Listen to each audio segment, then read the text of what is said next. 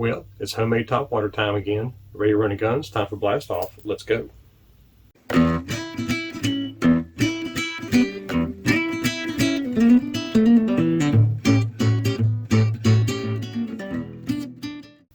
Hey guys, Todd here with you. Welcome back to Bassin 101.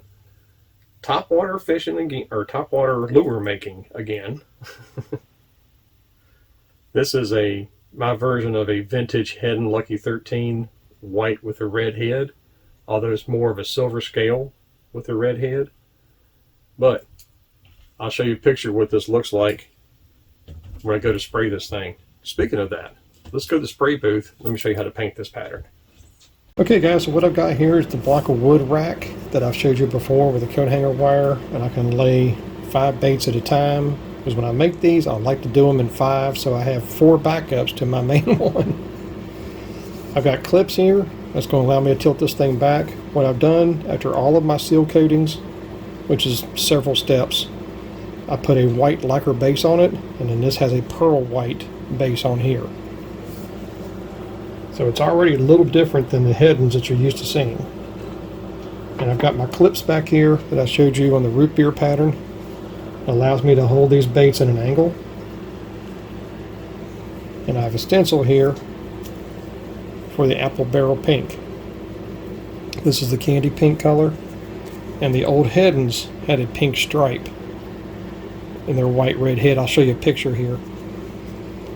And this stencil is going to give me that nice tight line.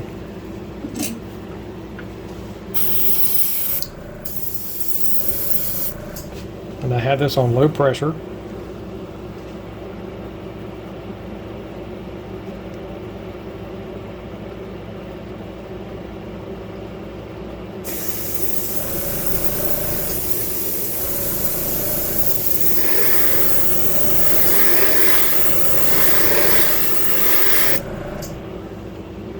Very nice.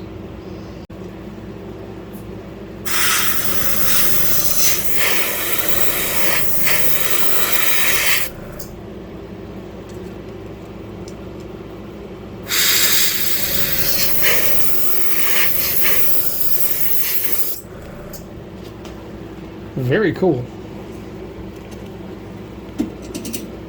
It's already starting to look like an old head. A nice little stencil in there.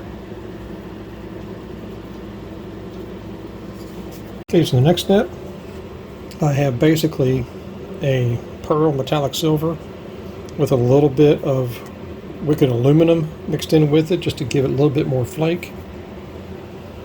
And that's what I mixed up right here. You can't spray wicked aluminum on screen stencils, scale stencils.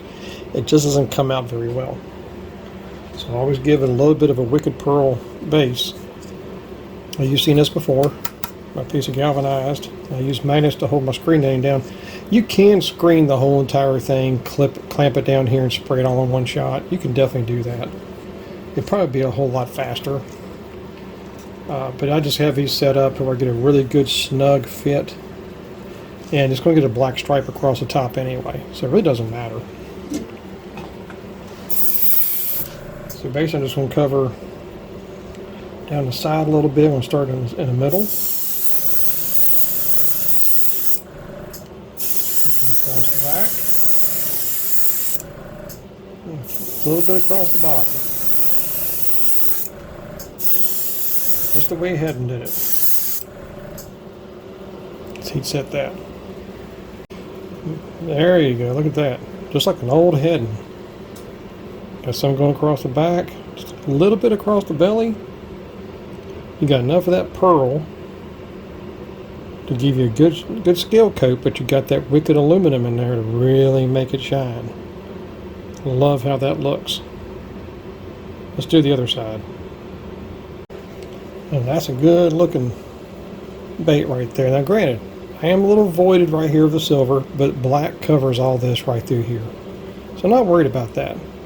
The bottom turned out really good. Like I said, you can cover this whole entire thing and do it all in one shot, and that would be awesome. You could definitely do that. I just find it a little bit easier just to put the screen on there, put my magnets on there, and then start spraying it, pull the magnets off and flip it over, do it again. Because I get a really good snug fit But you can absolutely do this with a complete wrap and just clip it off down here. The only problem with that is you're not going to get very close along this bottom without having to spray something right here and recover that pearl. So that's just more work. I'd rather just do it like this because I'm not in a big hurry to do it anyway.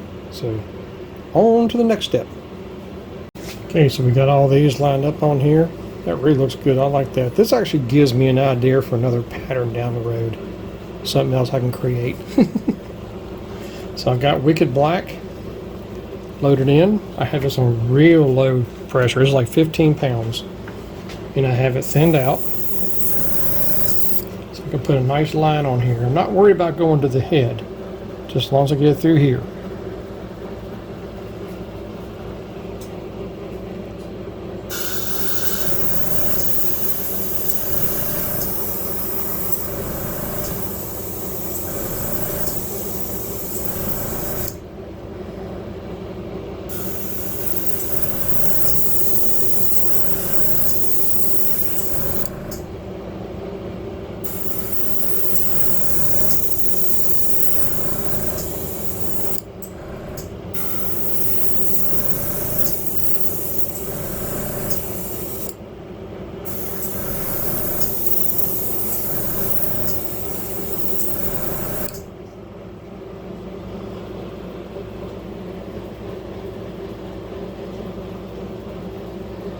From what I can tell, that's pretty good right there. You don't want a lot of black.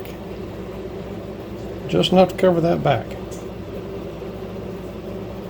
Alright, so what I've got now is Wicked Colors red.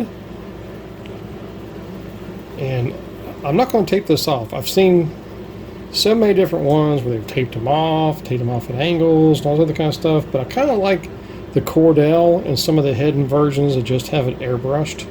That I think is really cool. So I have all these turned to the side.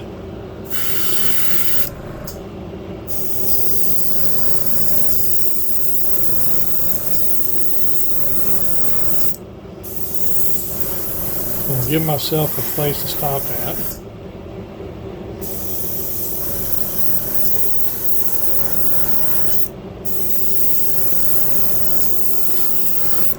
It's probably going to take a couple of coats. Really get everything covered.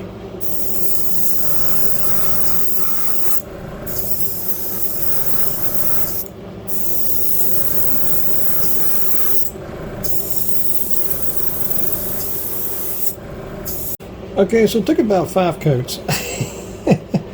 I got everything going pretty good. I mean, the fade out here on the back has got all the scales and the black kind of fade into it, and I'm okay with it. I actually like that. Now you could have done this in white and then come back, put the red on top and everything. That would have been fine.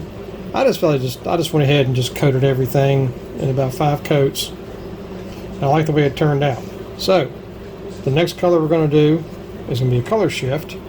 This is Celestial Azure from Green Stuff World, and this will give it a bluish kind of color shift to it, kind of naturalize it up a little bit. So let's do that next. Alright, so we got the Blue Stuff World loaded up. Got my pressure turned up a little bit. I'm just going to give these just a real quick dusting.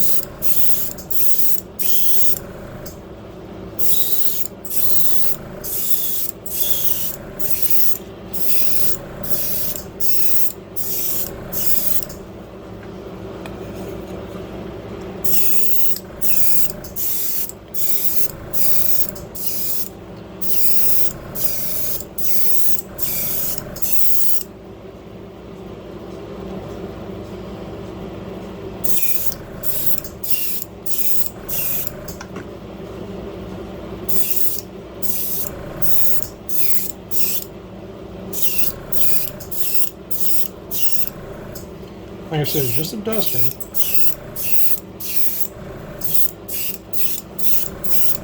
I'm not putting a whole lot on here. I don't know if y'all can see that.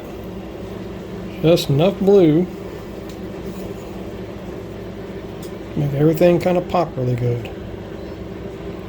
So let's clear coat this. Let's put some eyes on here. I'm going to put silver eyes on this. Put my little decal on here. And we'll go back in the studio and show you what the final thing looks like. So there you go. That's the white red head, slightly modified from the original Heddon version. I don't know if you can see the color shifting in that with the red, the black, and all that. But I love how the pink turns out. The pink is just beautiful. But that's the way the heads did them back in the day. They also had the white red head, but that's my favorite, white with the red head. And all I've done with this blank is I've got a ballast weight right here. I put it right here because that is the center point of the balance of this bait. So that's why I have just a slight, about a 2 gram. It's not very much at all. It's one of those crankbait belly weights. And all this does is it keeps the bait from rolling as you're walking it. This walks a lot different than a Zara Spook. This is a lot more erratic. It's actually very similar to a Smithwick high roller. That's kind of where I got the idea from, because it's got a solid brass bead back here too, which helps set this thing just about like that in the water. So it's the perfect angle. Words got twisted there.